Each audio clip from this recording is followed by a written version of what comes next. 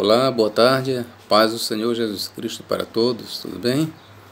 Vamos dar prosseguimento ao nosso tema sobre o Anticristo. Vou trazer para a nossa meditação Apocalipse 11, 7. Leiamos.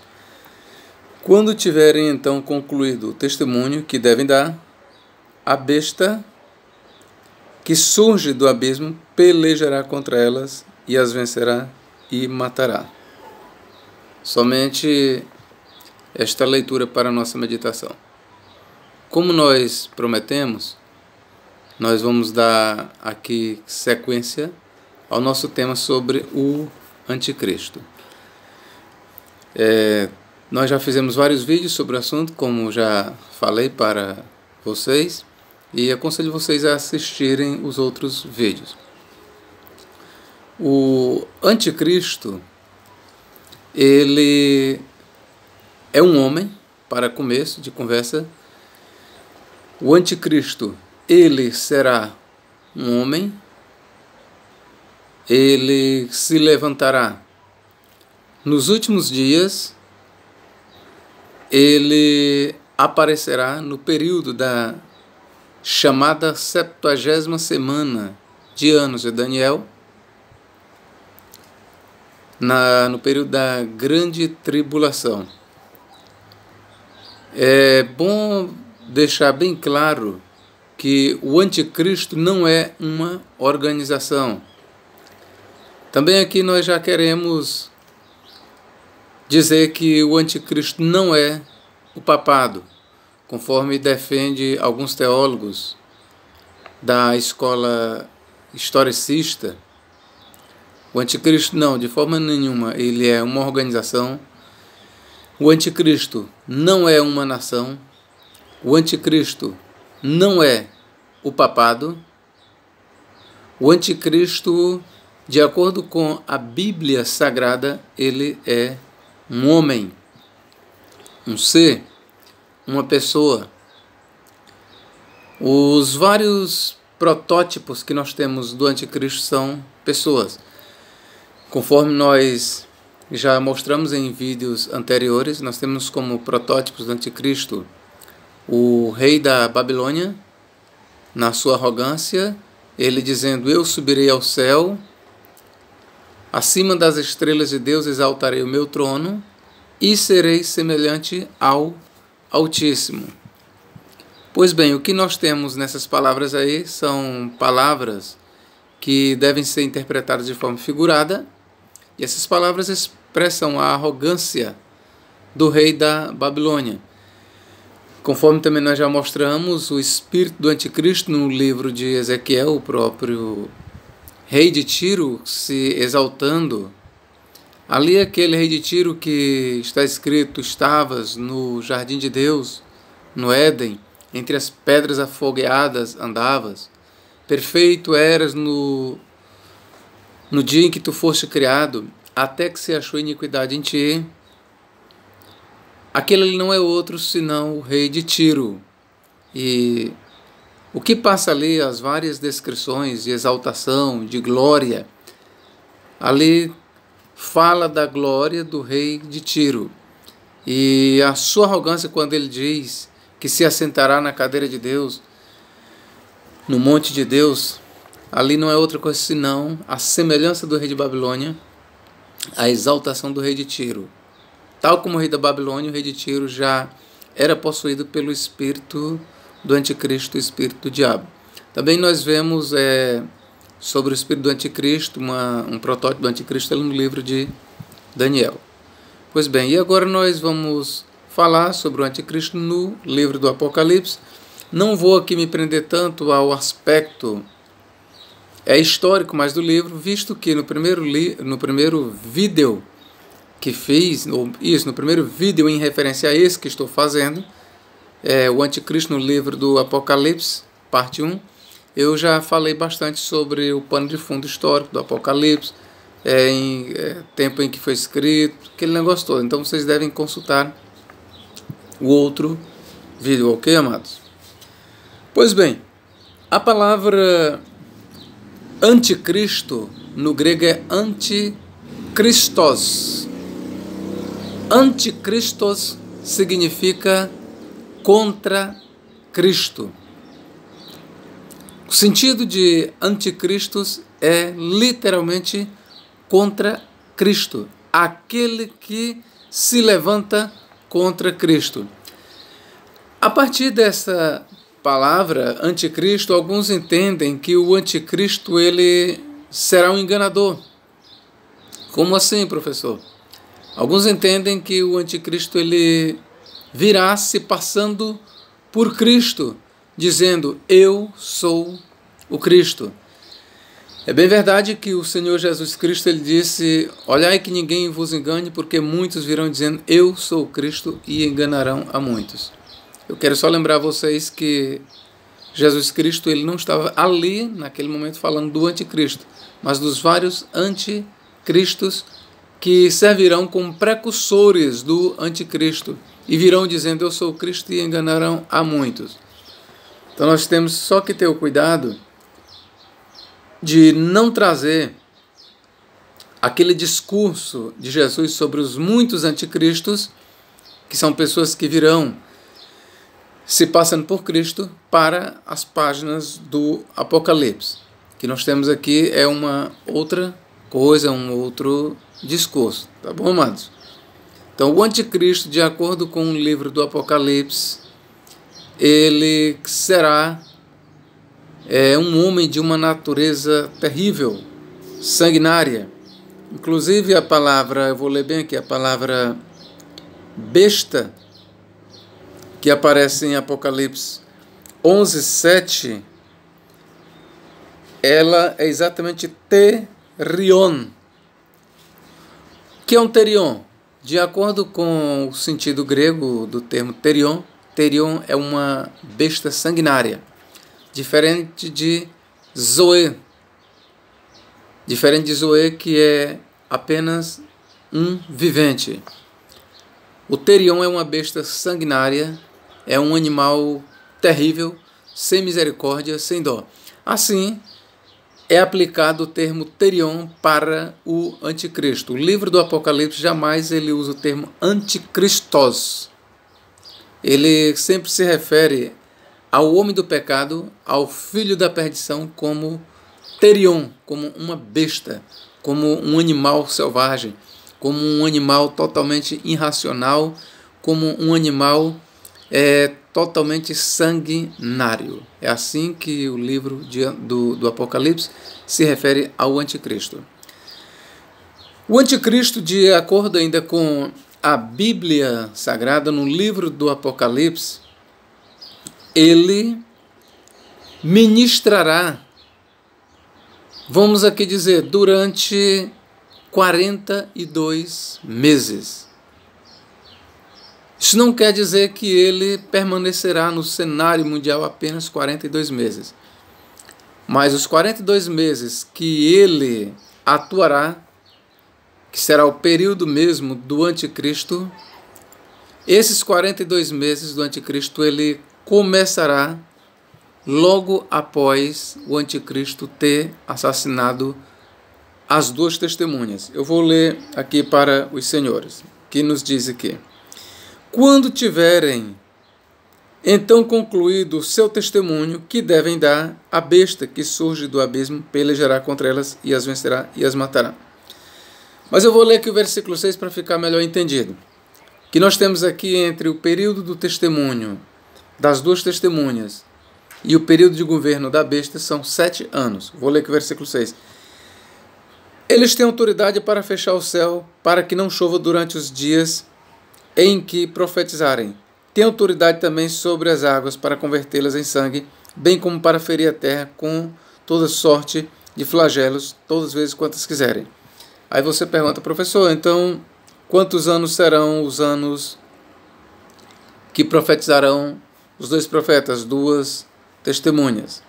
Aqui eu preciso ler para você aqui no versículo 3 de 11. Darei as minhas duas testemunhas, ou seja, os meus dois mártires, que profetizem por 1260 dias, vestidos de pano de saco.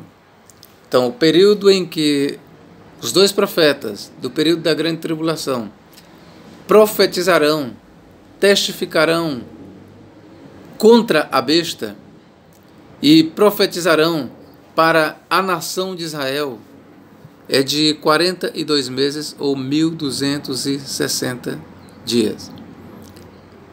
Eles aparecerão, esses dois profetas, eles serão dois judeus, tá bom? Eu já deixo aqui logo definido isso. Os dois profetas serão dois judeus e eles aparecerão em Israel. E aí você me pergunta, e quem são eles? Pois bem, entre muitas teses, existem aqueles que dizem que serão Moisés e Elias. Outros dizem que serão Enoque e Elias. Outros ainda dizem que as duas testemunhas serão dois homens que virão no poder ou no espírito de Moisés e Elias, mas que não serão necessariamente Moisés e Elias. Eu, porém, sou da opinião de que serão literalmente Enoque e Elias. As escrituras, ainda que eu não vá me aprofundar aqui sobre esse tema, eu já até falei em outros vídeos, mas as escrituras me dão base, e base bem clara para defender a volta de Elias, tanto no Antigo Testamento como no Novo Testamento. A tradição judaica, ela tem material abundante que fala sobre a vinda do profeta Elias. Foi arrebatado sem ver a morte, mas retornará nos últimos dias. Tudo o que eu disser sobre a vinda de Elias, todos os meus argumentos em favor da vinda de Elias, eu simplesmente estendo ao profeta Enoque. As mesmas razões que me levam a defender a volta de Elias são as mesmas razões que me levam a defender a volta de Enoque. Também ainda digo para você que a ideia de que Enoque e Elias voltarão à terra, ela era uma ideia bem conhecida dos pais da igreja, não só conhecida, mas defendida. Tertuliano defendia isso, Irineu de Leão defendia isso, quem mais? Hipólito de Roma defendia isso, a maioria dos pais antenicenos defendiam isso. O próprio grande teólogo Santo Agostinho, pelo menos ele defendia que Enoque, ou melhor, Elias, voltará. E ele nunca foi contrário à volta de Enoque, pelo menos eu ainda não vi isso nos escritos de Santo Agostinho. Então aqui eu estou dando aqui apenas uma rápida fala em cima de quem serão as duas testemunhas. Ok, meus queridos? Existem aqueles que não concordam que serão Enoque e Elias, eles usam o trecho de Hebreus 9, 27, que diz: assim como aos homens está ordenado morrer uma só vez, vindo depois disso o juízo. E aí eles usam também a passagem de Hebreus 11, 4, que diz, 11:4 e 11:5 de Hebreus, que diz que Enoque foi arrebatado para não ver a morte. Eu quero apenas considerar para você que o texto grego, ele oferece várias interpretações sobre a palavra, de sorte que nós podemos também, de acordo com a leitura do grego, dizer que ele foi arrebatado sem ver a morte. Então uma coisa é ser arrebatado para não ver a morte, outra coisa é ser arrebatado sem ver a morte. E mesmo que possamos admitir que foi arrebatado para não ver a morte, todavia isso não invalida a volta do profeta Enoque nos últimos dias. Ok, queridos? Então vamos voltar aqui para o anticristo, que é o tema deste vídeo. Então o anticristo, ele assassinará as duas testemunhas. O anticristo, ele assassinará as duas testemunhas. O assassinato das duas testemunhas se dará na praça da cidade de Jerusalém, lá em Israel. Por aí você já vê que estamos trabalhando com material judaico, estamos num contexto judaico. É bom lembrar que o anticristo, ele será também um judeu. O anticristo, ele será um judeu. Mas aqui eu quero, antes de mais nada, logo dizer para você que o livro do Apocalipse, ele trata de 2 anticristos. Professor, mas eu só ouço falar de um. Pois é, mas o livro de Apocalipse, ele trata de 2 anticristos. Se você ler no capítulo 13 do Apocalipse, você vai ver que uma besta, que é essa aqui, que eu estou falando agora, lá no capítulo 13, se diz que aquela besta, ela é vista subir do mar. O mar ali representa as nações. Então a primeira besta, ela emerge do mar das nações, do mar dos gentios. Apocalipse 13:11 diz que vi outra besta subindo da terra. Por terra ali nós entendemos, como uma boa parte dos teólogos, a terra de Israel. Então o que nós temos na primeira besta subindo do mar, é o anticristo que se levantará do meio dos gentios. E com a besta saída da terra, nós temos o anticristo que se levantará da terra de Israel. A besta que estamos trabalhando aqui, que matará os 2 profetas, é a besta gentílica, é a besta política. Então o livro do Apocalipse, ele nos apresenta 2 anticristos, 2 bestas.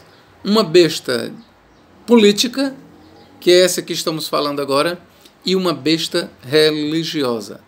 A besta política, de acordo com crenças antigas dos tempos que o livro do Apocalipse foi escrito, esperava-se que a besta fosse um dos Césares de Roma.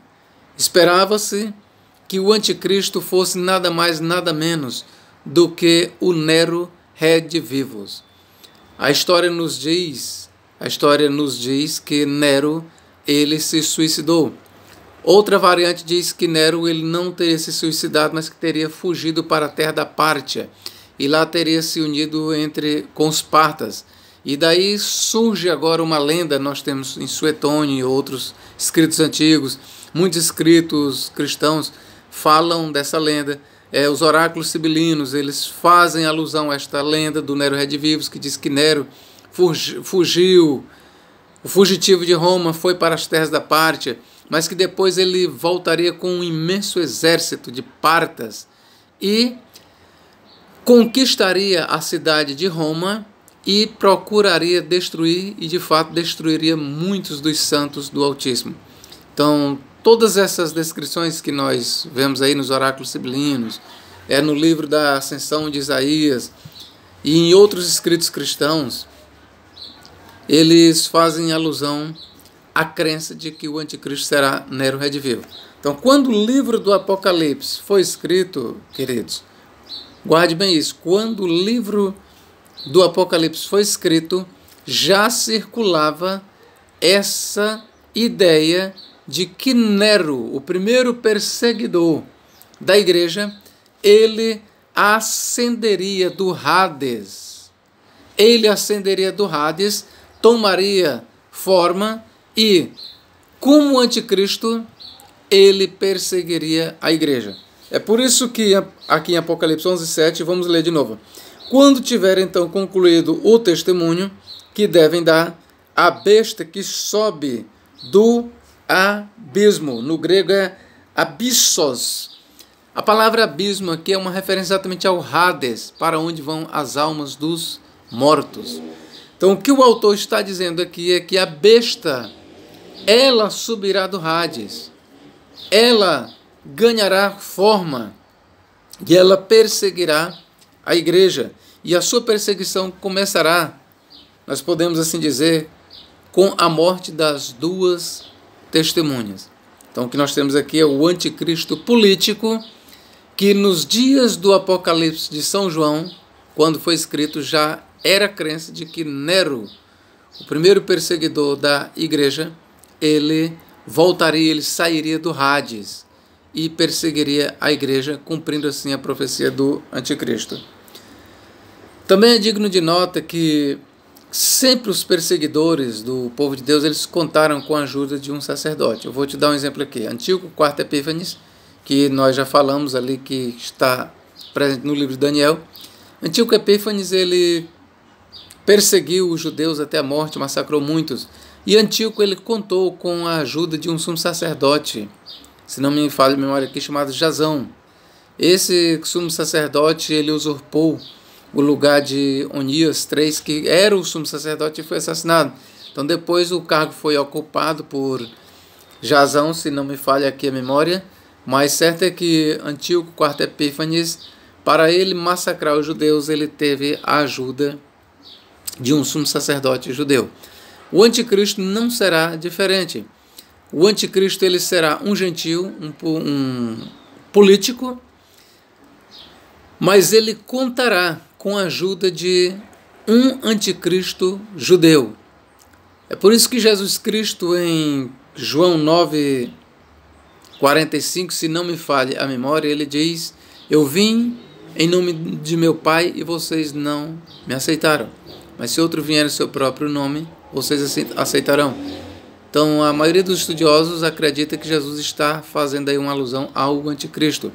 E caso Jesus Cristo tenha em mente mesmo o anticristo, você pode ter certeza que ele está atestando que o anticristo será um judeu. Ok? Então, a segunda besta, que é um anticristo, será também um judeu.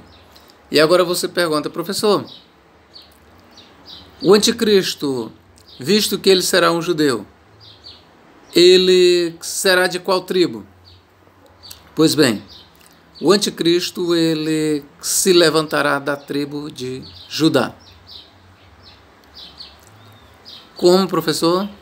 O anticristo, ele se levantará da tribo de Judá. Por quê? Porque os judeus, eles ainda esperam a vinda do Mashiach. E o Mashiach principal, é bom que se diga também que os judeus, eles não esperam a vinda apenas de um Mashiach. Eu quero aqui só lembrar que os judeus, eles esperam a vinda do Mashiach Eliyahu, ou seja, o profeta Elias.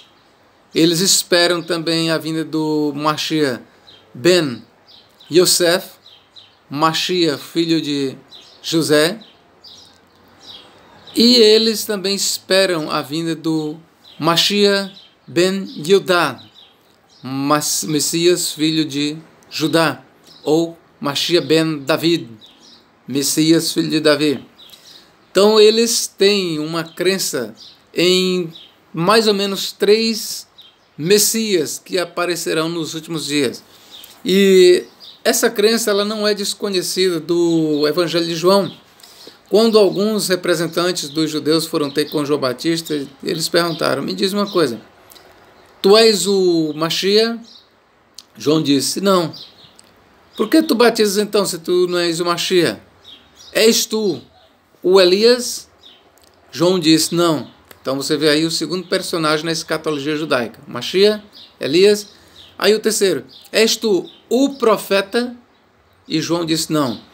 Ora, eles não estavam perguntando para João se ele era um profeta. Se eles tivessem perguntado para João: és tu um profeta? João teria dito: sim, sou um profeta. Não, mas a questão não era um profeta, a questão era se João Batista era o profeta da escatologia judaica. Porque além do Messias e além do profeta Elias, há o profeta que há de vir nos últimos dias. E João disse: eu não sou o Mashiach, eu não sou Eliyahu ou Elias, e eu não sou o Anavi, o profeta. Eu não sou o Cristo, não sou Elias e não sou o profeta. O fato de João ter negado seus 3 não quer dizer que os 3 não virão. E o que nós temos na escatologia judaica, aqui no livro do Apocalipse, ou melhor, na escatologia cristã no livro de Apocalipse, nada mais é do que um paralelismo com a escatologia judaica. De fato, nós conseguimos ver aqui 3 Messias, que a palavra Mashiach quer dizer ungido. Então, os 3 Messias, quem são? Primeiro é Cristo, voltando nas nuvens com poder e grande glória. O segundo Messias, ou segundo ungido aqui, E o terceiro são as duas testemunhas. As duas testemunhas são dois Messias. Então isso combina com a escatologia judaica, isso combina com a expectativa judaica ali que nós lemos no Evangelho de João. És tu o Cristo? Não. És tu o Elias? Não. És tu o profeta? Não. Então nós temos aí três Messias, três ungidos. O livro do Apocalipse, ele nos apresenta também três Messias. Cristo Jesus vindo em glória e também as duas testemunhas. Então nós temos aí os três personagens da escatologia judaica confirmadas na escatologia cristã. O anticristo, a escatologia no que diz respeito a apontar para o anticristo não será muito diferente. Nós temos aí dois anticristos. Nós temos um anticristo político e nós temos o anticristo religioso. E é interessante que o anticristo religioso ele é chamado de pseudoprofetes, ou seja, falso profeta. Você lê no Apocalipse 13:11 que a segunda besta, mais na frente ela é chamada de pseudoprofetes, ou falso profeta. Por que a segunda besta é chamada de falso profeta?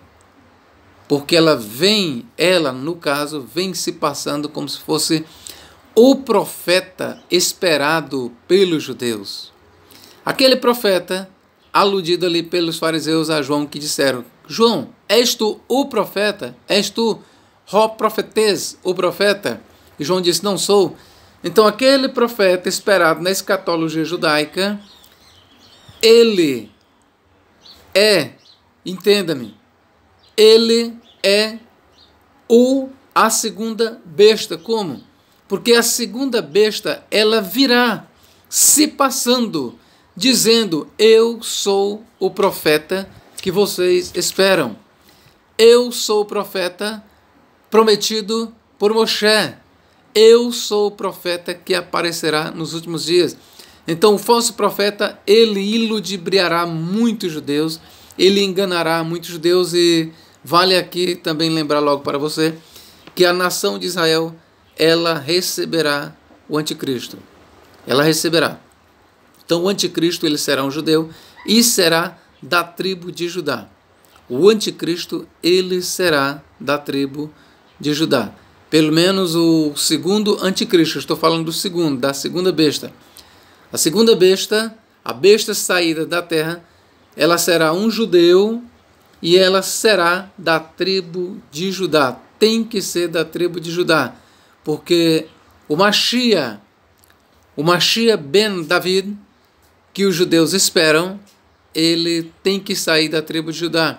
E para os judeus aceitarem o falso Messias, uma das prerrogativas do falso Messias é provar que é descendente de Davi, é provar que é filho de Davi. Então, queridos, o que nós temos a dizer sobre o anticristo é isso. Ainda temos, obviamente, muitas coisas que dizer, mas nós não queremos deixar o vídeo tão longo. O anticristo, como eu falei, ele matará as duas testemunhas e depois que ele assassinar as duas testemunhas, ele continuará por 32 meses, ou seja, 42 meses, 42 meses ou 1260 dias. E o anticristo, ele perseguirá a igreja. Professor, mas eu aprendi que a igreja não estará aqui na grande tribulação. Bom, eu quero aqui dizer para você, com todo o respeito do mundo pelos meus irmãos pré-tribulacionistas, com todo o respeito que eu tenho por eles, aqui eu quero dizer para você, olhe bem para mim. Não é verdade que a igreja não estará aqui no período da grande tribulação. Olhe bem para mim. Não é verdade. Não é verdade que a igreja não estará aqui no período da grande tribulação. A igreja, ela estará aqui no período da grande tribulação. Professor, me prove. Provo sim. Apocalipse 13:7. Foi-lhe dado também que pelejasse contra os santos e os vencesse. Deu-se-lhe ainda autoridade sobre cada tribo, povo, língua e nação. Vamos lá. A palavra santos no grego é hagioi. vem do singular hagios, quer dizer santo, consagrado. Os santos aqui, amados, não são outra coisa senão a igreja. O termo santo, no grego hagios, e no hebraico kadosh, tratando-se do Novo Testamento, os santos no Novo Testamento é a igreja. O termo santos, hagios, nas páginas do Novo Testamento, essa expressão santos, hagioi, ela é usada sempre para os cristãos. Sempre. Todas as ocorrências de hagios no Novo Testamento, com exceção de que se aplica às vezes a anjos, todas as expressões hagios no Novo Testamento é aplicado para cristãos. É claro que talvez você diga, mas aqueles santos que ressuscitaram ali quando Cristo ressuscitou, e muitos corpos de santos, somente ali eu poderia até lhe dizer que ali são santos do judaísmo. Mas mesmo sendo santos do judaísmo, ali obviamente está deixando bem claro, ali não há dúvida que o termo santos ali se aplica a judeus, mas que morreram antes de Cristo e ressuscitaram com a ressurreição de Cristo. Mas tirando aquele uso ali, todos os outros da palavra santos se refere a cristãos.